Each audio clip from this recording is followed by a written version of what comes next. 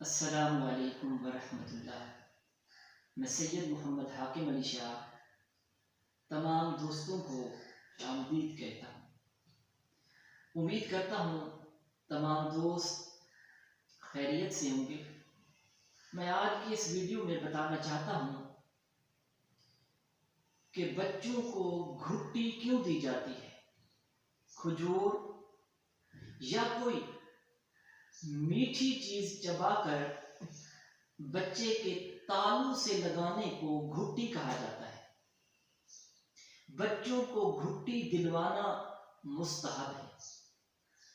بچوں کو گھٹی دینا یہ ہمارے پیارے نبی صلی اللہ علیہ وآلہ وسلم اور صحابہ کرام علیہم رضوان کا طریقہ ہے۔ صحابہ کرام علیہم رضوان اپنے بچوں کو حضور صلی اللہ علیہ وآلہ وسلم کی خدمت میں لے آتے۔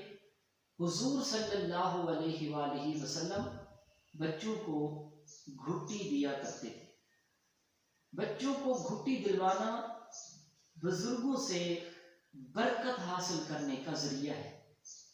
گھٹی دلوانے سے بچوں کے ایمان اور اخلاق کے اچھے ہونے کی نیک فعال ہے۔ ام المومنین حضرت عائشہ صدیقہ رضی اللہ تعالی عنہا ارشاد فرماتی ہیں کہ حضور صلی اللہ علیہ وآلہ وسلم کی خدمت میں بچوں کو لایا جاتا۔ حضور صلی اللہ علیہ وآلہ وسلم بچوں کے لیے برکت کی دعا کرتے اور ان کو گھٹی دیا کرتے تھے۔